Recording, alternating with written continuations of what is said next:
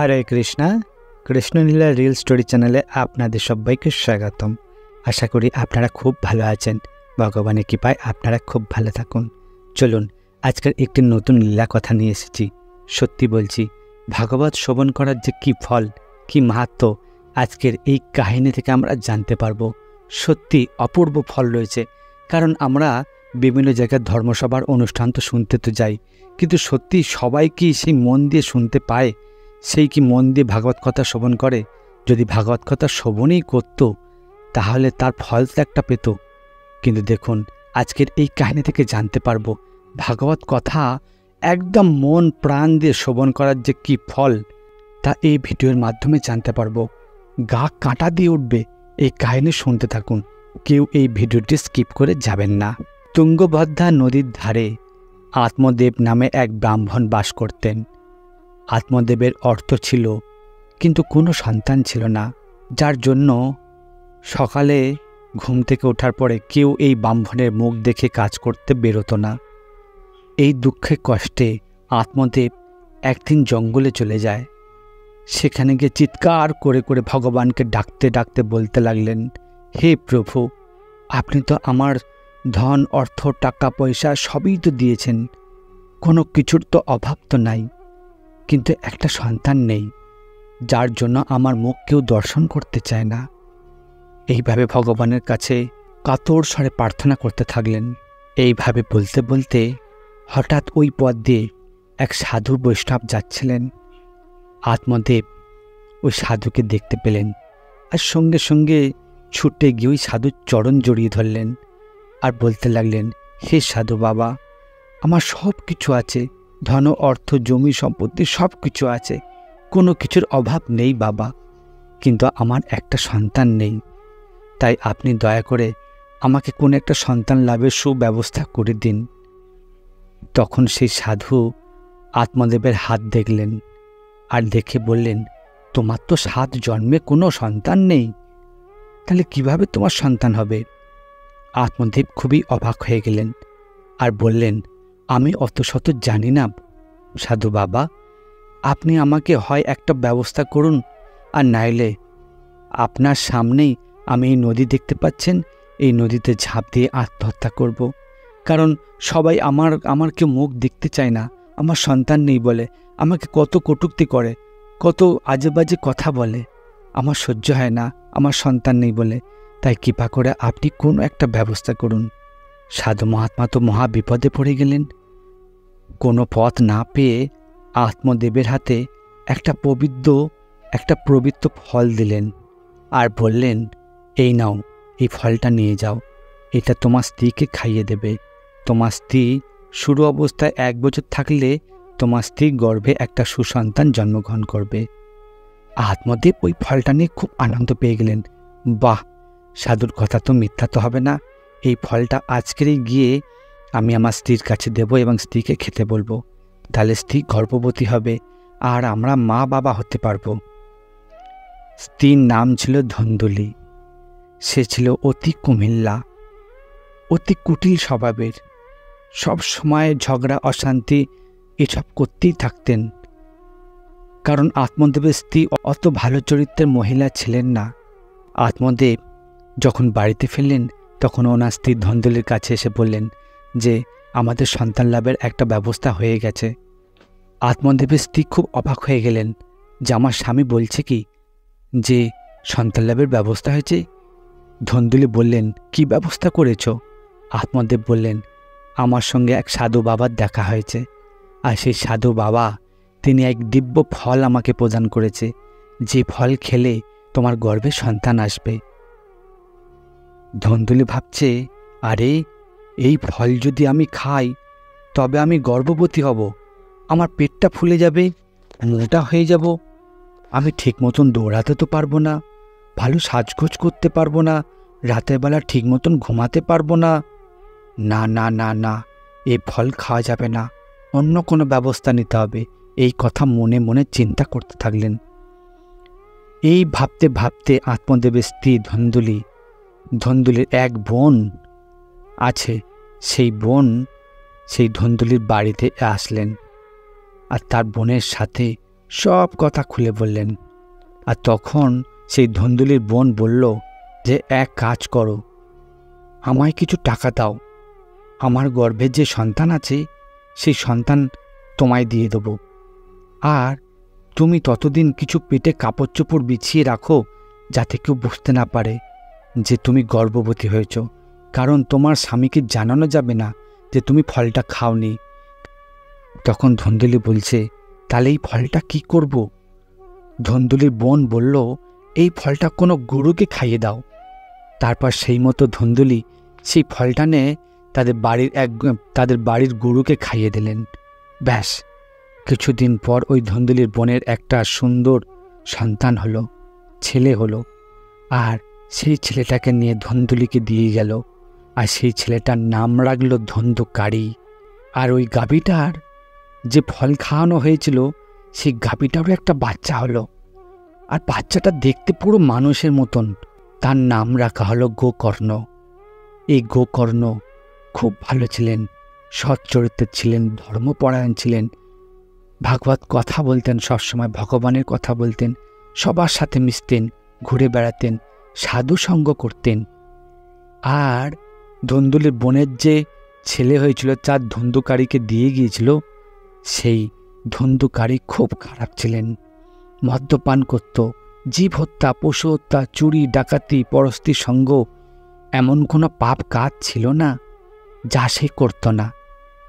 একদিন তার বাবা আর মা প্রতি ধন্দুকারী চরম অত্যাচার শুরু করল। এই দেখে গোকর্ণ ভাবলেন, এই ভাইয়ের সঙ্গে এখানে থাকা যাবে না, আমাকে দীক্ষা নিয়ে কোনো ধামে চলে যেতে হবে, কোনো তীর্থে চলে যেতে হবে। গোকর্ণ তাই করলেন, দীক্ষা নিয়ে তীর্থে চলে গেলেন।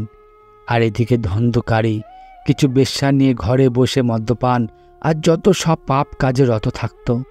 এই কাজে ধন্দুকারী ধনে সর্বশান্ত হল, সব কিছু সর্বশান্ত করে দিল, কিচ্ছু রাখল না, চুরি ডাকাতি করে সংসার চালাতে থাকলো। একদিন সেই বেশ্যাগুলো নিজেদের মধ্যে স্থির করল যে, আরে এই লোক যে কাজ করছে, রাজা যদি কোনোদিন জানতে পারে তাহলে আমাদের সবাইকে একদিন মেরে ফেলবে।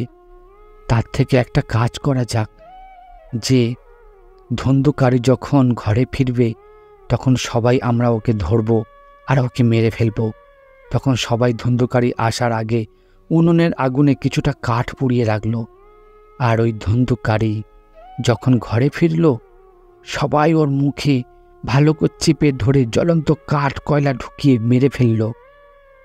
এরপর সবাই জানতে না পেরে তার জন্য ধন্দুকারীর দেহ তারা গোপন করে ওই স্থান থেকে সব অবশিষ্ট অর্থ নিয়ে সেই বেশ্যাগুলো পালিয়ে গেল। ধন্দুকারী ভয়াবহ প্রেতে পরিণত হল। ওদিকে গোকর্ণ এই ঘটনা ধ্যান যোগে জানতে পারলেন যে আমার দাদার সাধ্য শান্তি, পিণ্ডি দান সহ সব কাজ করতে হবে।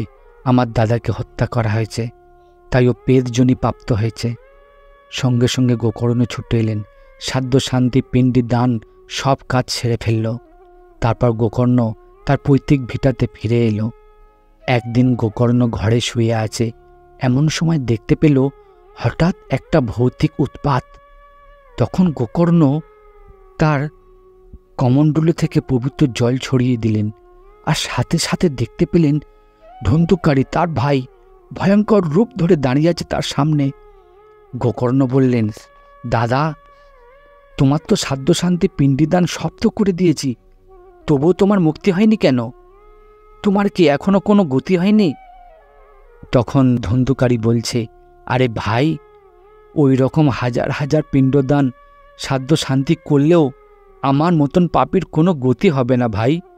তুমি তো ভাই সাধু সঙ্গ করো, তুমি তো ধর্মপরায়ণ, তুমি একটু চেষ্টা করে আমাকে একটা গতি করো ভাই, গোকর্ণ করো না। তখন গোকর্ণ সমস্ত গ্রামবাসীর কাছে গেলেন। ধন্দুকারীর এইসব কথা শুনে সমস্ত গ্রামবাসীর কাছে গিয়ে সমস্ত ঘটনা খুলে বললেন, আর বললেন, আমার মতো ভাইয়ের গতির জন্য আমি 1 সপ্তাহ এই গ্রামেতে ভাগবত পাঠের আয়োজন করব।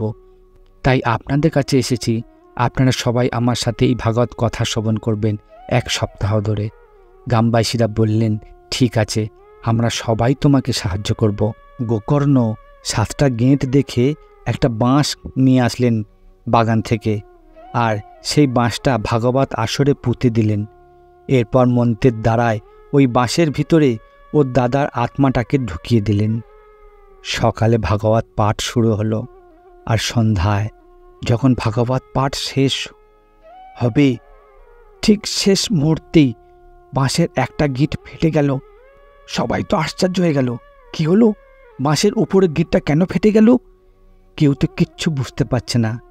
কিন্তু ওনার ভাই গোকর্ণ, যিনি সাধু সঙ্গ করত, যিনি ভাগবত কথা করছে, তিনি বুঝতে পারলেন যে আমার দাদা ধন্দুকারী সে সঠিকভাবে ভাগবত কথা শ্রবণ করছে, আর এই ভাগবত কথা শ্রবণের ফলেই বাঁশের একটা গিঁট ফেটে গেল। পরদিন সকালে আবার ভাগবত পাঠ শুরু হলো। সন্ধ্যায় যখন ভাগবত পাঠ শেষ হলো আবার একটা গিঁট ফেটে গেল। এইভাবে 7 দিন ভাগবত পাঠ হলো, এবং বাঁশের 7টা গিঁটও যখনই ফেটে গেল সঙ্গে সঙ্গে বাঁশের ভিতর থেকে ওই আত্মাটা বেরিয়ে এলো আর একটা দিব্য শরীর ধারণ করলো, এবং সাথে সাথে গোলক থেকে রথ এলো। সমস্ত গ্রামবাসীরা দেখছে কি হচ্ছে এখানে, এবং বিষ্ণু দূতরা ধন্দুকারীকে গোলকে নিয়ে যাচ্ছে, আর সবাই হরি বল বলে চিৎকার করতে থাকছে, জয় ধন্দুকারীর জয়, জয় ধন্দুকারীর জয়, এই বলে সবাই হরিবোল দিতে থাকছে। আর গোকর্ণ সবাইকে বলছে তোমরা হরিনাম করো। আর ধন্দুকারী মুক্তি পেয়েছে। 7 দিন ভাগবত কথা বলার পরে গোলক থেকে স্বয়ং রথ এসছে, বিষ্ণু দূত এসছেন ধন্দুকারীকে নিয়ে যাওয়ার জন্য। চোখের সামনে ধন্দুকারীকে সে দিব্য রথে করে বিষ্ণু দূতটা নিয়ে গেলেন। গোকর্ণ বিষ্ণু দূতদের বললেন যে গ্রামবাসীরা সবাই 7 দিন ধরে ভাগবত কথা শ্রবণ করেছে, আর তাদের জন্য রথ আসলো না, কারণ কি? বিষ্ণু দূতরা তখন বললেন, দেখুন, ধন্দুকারী যেভাবে ভাগবত কথা শ্রবণ করেছে আপনারা কেউ সেইভাবে শ্রবণ করেননি, তাই এখানে বসে আছেন, হঠাৎ মনটা বাড়িতে চলে গেল, তাতে ভাগবত শ্রবণের বিঘ্ন ঘটে। আর আমার দাদা পিণ্ডদানে তার গতি নাই, সাধ্যে তার গতি নাই, এটাই তার শেষ চান্স, তাই যার জন্য সে মন প্রাণ দিয়ে ভাগবত কথা শ্রবণ করেছে। তাই গ্রামবাসীরা বুঝতে পারল যে ও তাহলে ধন্দুকারী সত্যি ভাগবত কথা শ্রবণ করেছে বলেই আজ বৈকুণ্ঠ থেকে রথ এলো, আর আমরা সত্যি ভাগবত কথা মন দিয়ে শ্রবণ করিনি, তাই আমাদের জন্য রথ এলো না। গোকর্ণ গ্রামবাসীদের উদ্দেশ্যে বললেন, এবার আপনারা যদি বলেন যে আমরা ওইভাবে একইভাবে শ্রবণ করব, তাহলে আমি আবার 7 দিনের জন্য আপনাদের জন্য ভাগবত পাঠের আয়োজন করব। তাতে গ্রামবাসীরা শুনে সবাই রাজি হয়ে গেলেন যে আমরাও যেতে চাই বৈকুণ্ঠ ধামে এরকম দিব্য রথে চড়ে। আর গোকর্ণ খুব আনন্দের সহিত আবার 7 দিন ভাগবত পাঠের আয়োজন করল। 7 দিনের শেষে গোলক থেকে গ্রামবাসীদের জন্য সেই দিব্য রথ চলে এলো, এবং রথে করে সমস্ত গ্রামবাসীদের নিয়ে গোলকে চলে গেলেন। দেখুন কি আশ্চর্য ঘটনা, এই সত্য ঘটনা, এই কোনো বানানো কাহিনী নয়। কারণ ভাগবত কথা শ্রবণ করার যে মাহাত্ম্য আজ এই ভিডিও থেকে আমরা জানতে পারলাম, যে সত্যিই যদি মন দিয়ে ভাগবত কথা শ্রবণ করা যায় তাহলে আপনার জন্য রথ আসবে বিষ্ণুলোক থেকে, আপনিও সেই রথে করে বৈকুণ্ঠ লোকে চলে যেতে পারবেন। আমরা ভাগবত কথা শ্রবণ করি না মন দিয়ে, তাই আমাদের জন্য রথ আসে না। ধন্দুকারী মন দিয়ে শ্রবণ করেছিল, কারণ তার এটাই শেষ চান্স ছিল, শেষ সুযোগ ছিল। কেমন লাগলো এই লীলা কথা? যদি ভালো লাগে তাহলে বেশি করে শেয়ার করুন, আর এই রকমের সুন্দর সুন্দর লীলা কথা শুনতে চ্যানেলটিকে অবশ্যই সাবস্ক্রাইব করে রাখুন। দেখা হচ্ছে পরে অন্য কোনো লীলা কথা নিয়ে। ভালো থাকবেন, সুস্থ থাকবেন। হরে কৃষ্ণা।